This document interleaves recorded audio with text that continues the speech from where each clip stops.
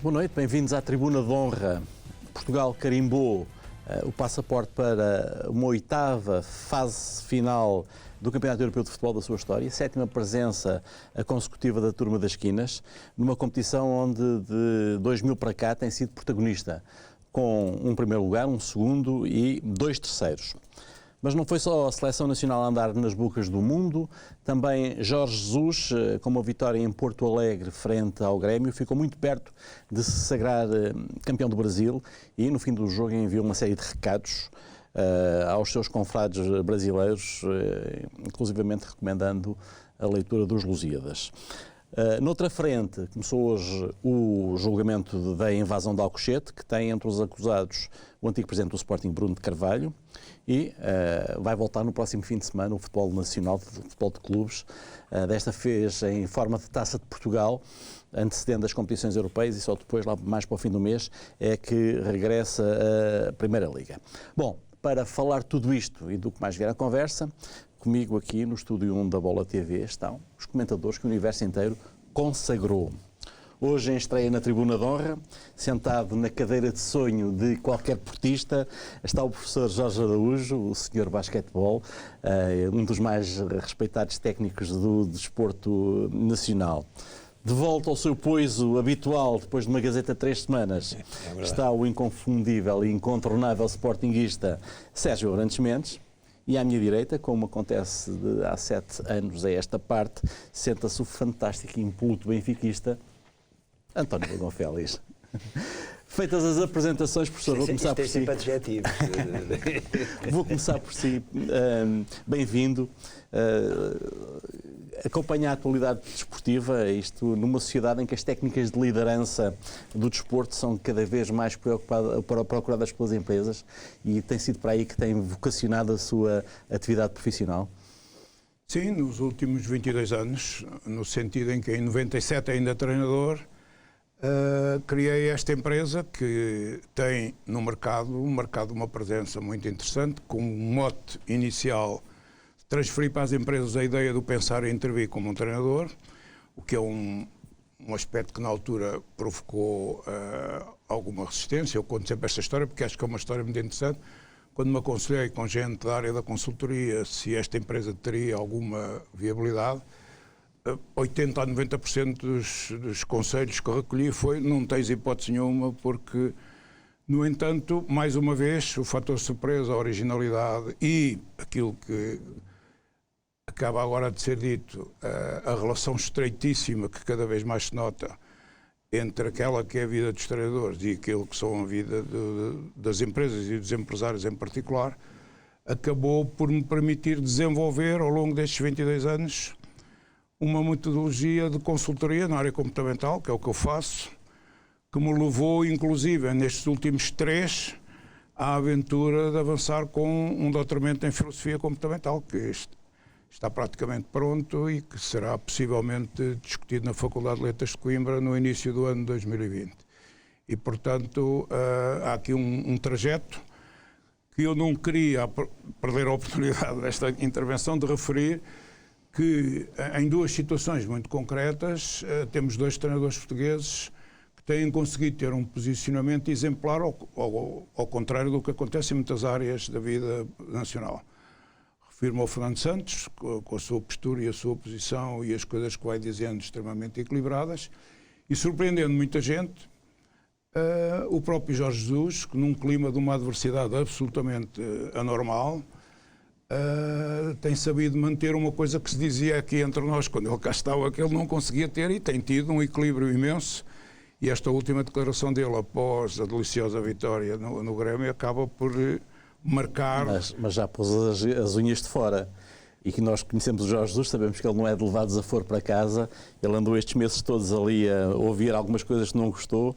Eu julgo que... Mas esteve muito bem, que eu hoje vi a conferência de imprensa toda, e esteve muito bem, muito equilibrado, até, mais uma vez, outra surpresa, a citar algumas das suas leituras, não é? Pois. Porque é mais uma surpresa a registar. Fez só ali uma trocazinha com o parágrafo e com a última palavra. Já agora, inquestionavelmente, os meus 17 anos de vida no Futebol Clube do Porto tornaram-me um adepto portista, mas eu sou nascido na Rua da Rosa, no Bairro Alto. Que giro. Sou adepto do Belenenses. Nunca pensou vir a uma televisão ao Bairro Alto? É verdade, é verdade. Eu nasci relativamente perto daqui. E sou adepto do Belenenses praticamente desde que nasci. O meu pai, como galego que se prezava, e todos os galegos em Lisboa naquela altura eram todos do Belenenses, porque o Belenenses se equipava como o Celta de Vigo e, portanto, eram todos do Belenenses. E os filhos tinham que ser do Belenenses. E, portanto, tenho esta bipolaridade no que respeita ao meu afeto clubista, mas inquestionavelmente um adepto portista também. António, vê com alguma saudade ou com alguma nostalgia para o António e para o Sérgio esta pergunta. A carreira de Jorge Jesus no Brasil e o sucesso que está a ter. Ou a água não passa a segunda vez debaixo da ponte? Não, eu acho que Jorge Jesus, ser neste momento treinador da melhor equipa brasileira, no atual contexto seria bastante diferente se ele tivesse sido treinador do Flamengo, mesmo no atual contexto brasileiro, antes de ser treinador do Benfica e do Sporting. De facto, foi onde, enfim, particularmente no Benfica, tem mais anos, não é? Claro. E enfrentando todos os dias, aí também nos dois clubes, e até às vezes em contextos bastante diferentes, a mediatização da sua atividade, confrontado com o escrutínio dos meios de comunicação social, dos sócios, a nível europeu, das várias aventuras que conseguiu realizar, sobretudo no Benfica, e portanto isso deu-lhe uma capacidade não só de discernimento e de melhor comunicação das suas ideias, como de autocontrole, não? E ontem, por exemplo, respondeu de facto muito bem, não é? Porque diz bem, não é? Chega lá um treinador português e é completamente diferente um treinador brasileiro treinar em Portugal, ou foi, do que um treinador português chegar ao Brasil e ter sucesso. Jorge Jesus ontem disse uma coisa que eu estava a ver há pouco um debate no PFC, que eles estavam a comentar precisamente isso, que foi o desafio quase aos treinadores brasileiros para se abrirem um pouco a quem vem de fora e ao conhecimento exterior. E ele usou como exemplo a quantidade de treinadores portugueses, de treinadores brasileiros que nos vieram ensinar. Nós aprendemos muito com treinadores brasileiros. É que eles não vão aprender com treinadores portugueses ou argentinos. Tem lá o São Paulo e tem o Jorge Jesus. Desde logo, nós, por exemplo, na seleção já tivemos várias vezes. Estou-me a lembrar de dois, não é? Tivemos o Otto e o Scolari. Scolari, não é? Ora, o Scolari tivesse sido maltratado, não é? O Scolari foi muito maltratado. Mas não foi maltratado pelos treinadores. O Scolari teve ali, fundamentalmente, não, mas comentadores, exatamente. Quando em relação ao Scolari foram com o Futebol Clube do Porto. Foi por causa das escolhas. Por causa do Vítor Bahia, por causa daquelas escolhas todas na altura, e isso criou... Isso causou... Ainda hoje não se percebe, não é? Pois não se percebe porque é que o Vítor Bahia não foi convocado. Mas, Zé, foi convocado o terceiro guarda-redes do Porto, Bruno Val. Deixe-me contar apenas um episódio. Há uns anos no Estádio da Luz, no camarote de um grande amigo meu, que foi vice-presidente do Estrela da Amadora, o meu amigo Virgílio Sobral de Sousa. Tínhamos acabado de ver um jogo internacional, Benfica, já não sei contra quem, e a determinada altura, final do jogo, estávamos a petiscar qualquer coisa no camarote, e abre-se a porta e assoma o Jorge Jesus, que tinha sido treinador no Estrela da Amadora, quando ele era lá dirigente. E ele mandou entrar, Jorge, entra e tal. E quando o Jorge Jesus esteve ali, com um ar muito humilde, com uma pastinha de plástico debaixo do braço, esteve ali uns poucos minutos, depois quando saiu, este amigo meu disse-me assim, olha, doutor, este homem vai ser dos melhores treinadores portugueses um dia mais tarde. Só pensa em futebol, só estuda futebol, tem uma capacidade fora do comum. E pelos vistos... Jorge diz que nesta... declarações que nunca leu nada sobre futebol. É a sabedoria da experiência acumulada. Sim, mas ele fez, talvez dos casos mais notáveis. Sim, mas ele fez o crescendo. Ele aprendeu com outros. Ele foi, exatamente. Ele gabava-se disso dos estágios que fez com o Johan Cruyff, por exemplo.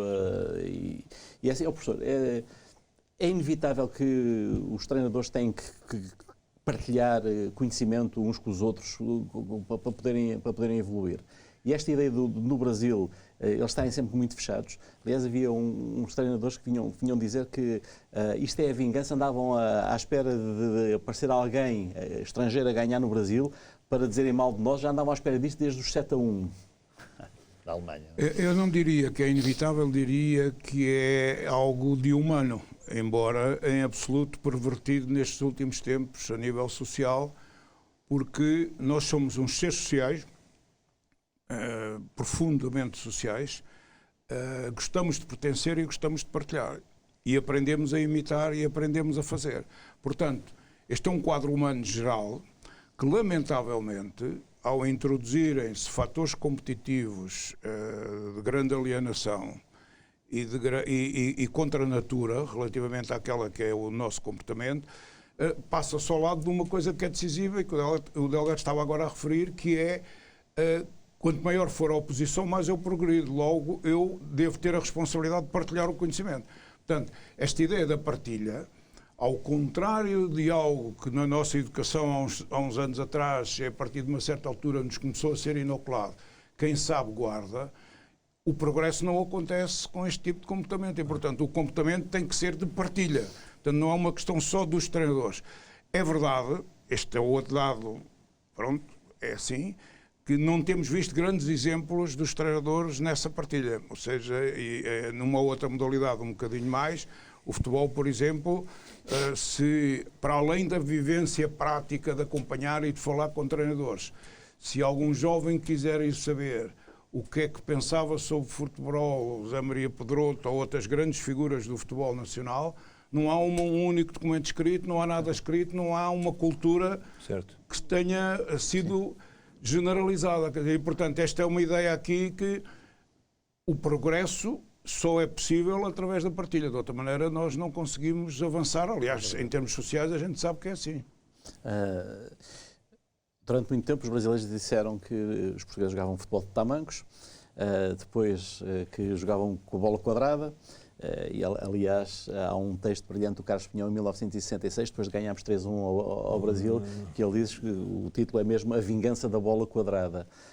O Jorge Jesus agora enterrou definitivamente esse mito no Brasil? Ora, bom, eu diria que só um homem da prática, só um homem com uma vivência prática e uma experiência de vida, e vocês estavam a referir muito bem, a experiência foi... até eu diria, a adversidade foi-lhe maior no Sporting e ele aprendeu e amadureceu muito mais no Sporting do que inclusivamente no próprio Benfica, não é? Claro. Porque este é o outro lado muito interessante do nosso crescimento, que é a adversidade, não é? E a experiência dele no Sporting é uma experiência... Ele não vai mais esquecer. Exatamente. Ele não vai mais esquecer. E onde aprendeu imenso, não é? Porque senão não era possível ele agora estar a fazer o que está a fazer ali. Aquela realidade ilustra o quê? Ilustra a força dele reside naquilo que ele está a fazer, mas, acima de tudo, num fator que é inatacável, que é ouvir os jogadores que ele está a treinar, inclusivamente os suplentes. Sim. Ou seja, as declarações públicas dos jogadores do Flamengo atualmente são absolutamente arrasadoras para os críticos. Ele agarrou nos Os críticos agarrou os jogadores. E aqui é que está a chave da coisa. Que essa expressão agarrar os jogadores é uma chave básica para os treinadores. Claro, não é? Quem agarra jogadores... Está meio caminho andado à vontade, e quem não os agarra, e portanto, isto é o contraponto em relação à preparação académica, em relação que é uma coisa que foi muito debatida no futebol e em várias modalidades, não é? A preparação, que é a história do combate entre a ciência e a filosofia, que é outra coisa muito interessante. E, aliás, é a especialidade do professor, que é a parte motivacional. A parte motivacional é eu assumir o desafio. Ou seja, a organização, ou o clube, ou a equipa tem um desafio. Enquanto eu não assumo o desafio, a minha participação não é empenhada. A minha participação só é empenhada quando eu assumo o desafio. Quem é que me tem que convencer a assumir o desafio? Obviamente, a cultura organizacional conta. Claro. O historiador é decisivo, a pessoa que lidera é decisiva. Eu tenho atualmente no mundo das empresas uma luta, que vou trabalhando paulatinamente, que é: não confundam gestão com liderança, porque a gestão é operacional e é de processo, é das coisas que têm que ser feitas e da organização interna. A liderança é da mobilização, da motivação das pessoas. Claro. E a liderança tem fatores decisivos, ou seja, não era possível ao Jorge Jesus ter o impacto que teve nos jogadores se ele não fosse a pessoa que é quando está a treinar. Não sei se vocês o viram treinar, Mas ver o Jorge Jesus a dirigir um treino é cansativo, no sentido em que ele se esgota no trabalho que está a desenvolver, tanto é a paixão com que ele coloca naquele desempenho. Este é o outro lado do problema. Nós estávamos há pouco a falar, que é, eu para apaixonar tenho que ser um apaixonado, de outra maneira não consigo lá chegar. Tem que transmitir. Pois.